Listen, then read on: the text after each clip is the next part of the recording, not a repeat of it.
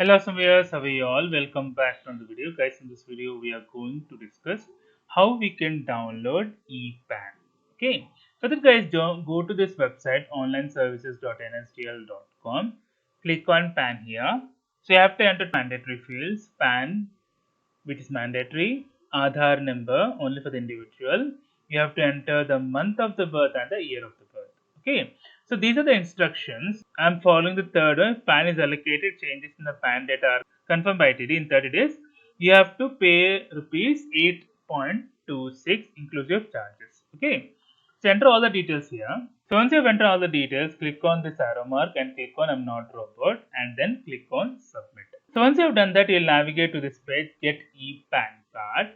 So PAN number, mobile number, email ID, PIN code, zip code will be automatically entered here. And you can select the below options to receive an OTP. Email, mobile number or both. I've clicked on both, so I want OTP on the both. And then click on here, I hereby confirm PAN submitted request and click on generate OTP. Okay, then you navigate to this page, get ePan. The OTP will be would have sent to your registered mobile number and the registered email ID and which is valid for 10 minutes. Enter the OTP, click on validate. Once you have done that, you'll navigate to this page, get ePan card. So you can choose two modes of payment. Click on online payment used through Paytm or online payment through Bill Desk. So I'll use online payment through Paytm. Okay, so these are the charges which are applicable: 8 rupees 26 paise. Click on agree terms and conditions. Click on proceed to payment.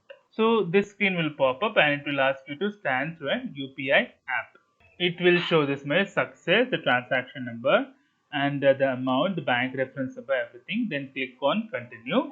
Once you have clicked on continue, so this page will pop up, get ePan card, generate and print. So this is the payment receipt which you would have got. Okay.